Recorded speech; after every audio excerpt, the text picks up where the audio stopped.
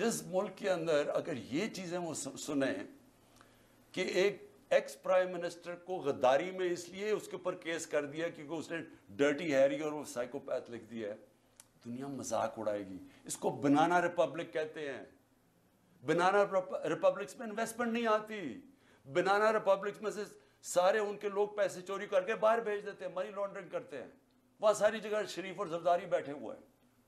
اس لیے میں آج آخر میں یہ بات کہتا ہوں کہ جو ملک ہمارا ایک سال میں جہاں آج پہنچا ہے، کوئی سوال پوچھے گا اس آدمی سے جس نے کہا جی عمران خان بڑا خطرناک ہے اس لیے میں نے فیصلہ کیا، اور اس لیے اس نے فیصلہ نہیں کیا، اس نے فیصلہ اور وجوہات سے کیا تھا. وہ ایکسٹینشن اس کا بہت بڑا وجہ تھی. وہ اپنی ایکسٹینشن چاہتا تھا. شہباز شریف نے اسے شیورٹی دی ہوئی تھی. وہ اور بات ہے کہ نواز شریف اڑ گیا. پلان سارا ایکسٹینشن کا تھا. یہ سارا ڈرامہ اس کے لیے ہوا ہے، ذات کے لیے ہوا ہے. یہ ملک کو آج پہنچایا صرف اپنے ذاتی مفادات کے لیے، اور پوری سازش اس کے لیے کی گئی تھی. تو آج کوئی پوچھے گا اس کو کہ جدھر آج پاکستان ہے 9 لاکھ لوگ ہمارے پروفیشنلز ملک چھوڑ کے چلے گئے ہیں یہ پچھلے چند مہینے میں. امید چلی گئی ہے پاکستان سے. شوکت خانم سے 4 ہمارے کنسلٹنٹ چھوڑ گئے ہیں. یاد رکھیں کہ جو کینسر کے ڈاکٹرز ہوتے ہیں دنیا میں ان کی ڈیمانڈ ہوتی ہے. بڑی مشکل سے ہم ان کو لے کے آتے ہیں پاکستان، کیونکہ ایک کہیں معمولی سا بھی جو آنکولوجسٹ ہوتا ہے کینسر کا ڈاکٹر، اس کی معمولی سے کہ بھی وہ تنخواہ ہوتی ہے جو ہم پاکستان میں نہیں دے سکتے. تو مشکل سے ان کو لے کے آئے. تو یہ جو حالات دیکھ کے 4 ہمارے ڈاکٹر چھوڑ کے چلے گئے، مایوس ہو گئے ہیں. تو کیا کوئی اس کو ذمہ دار ٹھہرائے گا کہ تکبر کے اندر فرعون بنا ہوا کہ میں نے فیصلہ کیا جی ملک کی بہتری کیا ہے، اور اس کے لیے آج جو ہمارے حالات ہیں کوئی اس کو کوئی ادارہ ذمہ دار ٹھہرائے گا؟ کیا یہ قانون سے اوپر ہے؟ ان کو کوئی پوچھ نہیں سکتا. حمود الرحمان رپورٹ 25 سال کے بعد جو ملک ٹوٹ گیا تھا ہندوستان میں چھپی تھی، پاکستان نہیں آئی تھی، کیونکہ وہ یہ سمجھتے ہی نہیں ہیں کہ جب تک ایک معاشرے میں تنقید نہیں ہوتی معاشرہ آگے نہیں بڑھ سکتا. جو ساری ڈکٹیٹرشپس دنیا میں فیل ہوئی ہیں ان کی سب سے بڑی وجہ ہے کہ ڈکٹیٹرشپس کے اندر تنقید نہیں ہوتی. جب تنقید نہیں ہوتی معاشرہ سکڑ جاتا ہے.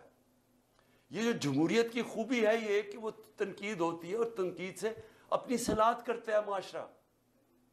یہاں جب تک ہم یہ سمجھیں گے کہ جی وہ ایک سپر کنگ تھا، وہ جو مرضی فیصلہ کرے، ذمہ دار کسی اور کو ٹھہراؤ، اور وہ آرام سے کسی باہر والے ملک میں اچھی ہوائیں لیتا پھرے، کبھی بھی ملک آگے نہیں بڑھے گا. اور آج خاص طور پہ پاکستان کی اس برے وقت میں جو سب سے خوشائن چیز وہ یہ کہ پہلی دفعہ میں نے ایک سال میں جو چیز چینج دیکھا ہے کہ ہماری عوام جاگ گئی ہے، ایک شعور آ گیا ہے. ہمارا نوجوان سوشل میڈیا کی وجہ سے اور یہ ایک سال کی کیمپین میں وہ نوجوان ایک ایشو سمجھ گیا ہے. بچے سمجھ گئے ایشوز، اسکول کے بچے، وہ شعور ہے جو کبھی پہلے بڑوں میں نہیں تھا. اور اس سے بھی بڑی چیز کہ ہماری خواتین گھروں کے اندر انقلاب آ گیا. میں سمجھتا ہوں کہ یہ سب سے خوشائن چیز ہے جب ایک قوم جاگ جاتی ہے اور جب اس کو سمجھ آ جاتی ہے حقیقی آزادی کیا ہے. حقیقی آزادی انصاف سے آتی ہے. جب ایک معاشرے میں آپ کے بنیادی حقوق کی حفاظت کرتا ہے آپ کے عدالتوں کا نظام، وہ لوگ آزاد ہو جاتے ہیں. وہ اس کو لیول پلینگ فیلڈ کہتے ہیں. وہ معاشرتی ترقی کرتے ہیں.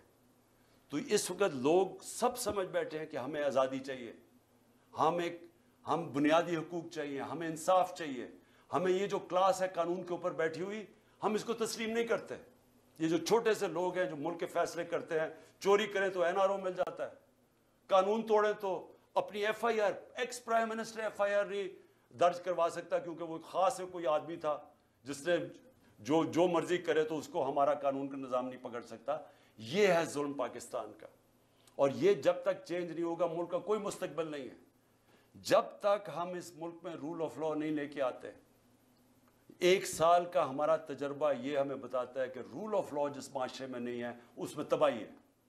اور ایک سال میں جو قتل ہوا ہے وہ رول آف لا قتل ہوا ہے. ان چوروں کو اوپر بٹھانے کے لیے اس ملک کے اوپر جو ظلم ہوا ہے وہ یہ ہوا ہے کہ ان کے لیے ایک اور قانون بن گیا ہے، ان کی ساری چوریاں معاف ہو گئی ہیں، وہ ایک خاتون پھری جاتی ہے، وہ کھلے عام عدلیہ کو برا بھلا کہہ رہی ہے، ججز کو برا بھلا کہہ رہی ہے، وہ کوئی نہیں پکڑ سکتا اس کو، کیونکہ وہ اس کو اس کیٹیگری میں رکھ دیا ہے، وہ قانون سے اوپر ہے۔ وہ چوری بھی کریں، آج تک نہیں بتا سکے کہ لنڈن میں اربوں روپے کی پراپرٹیز کدھر سے آئی ہیں، وہ نہیں بتا رہے، وہ صرف یہ کہہ رہے ہیں کسی کی جرت کیسے پڑی کہ ہمیں سوال بھی پوچھ لیا۔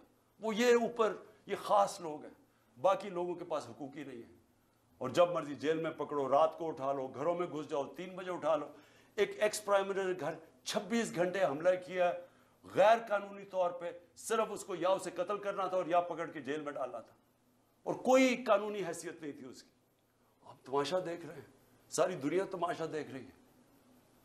تو ہماری جو جنگ ہے حقیقی آزادی کی ہے، اور میں سمجھتا ہوں کہ کیونکہ قوم جاگ چکی ہے، یہ جو بھی کریں گے عدلیہ کے اوپر حملے کریں گے، قوم عدلیہ کے ساتھ کھڑی ہے، پاکستان کی وکلا کمیونٹی کو کھڑا ہونا پڑے گا عدلیہ کے ساتھ، کیونکہ اگر آئین گیا تو قوم ختم۔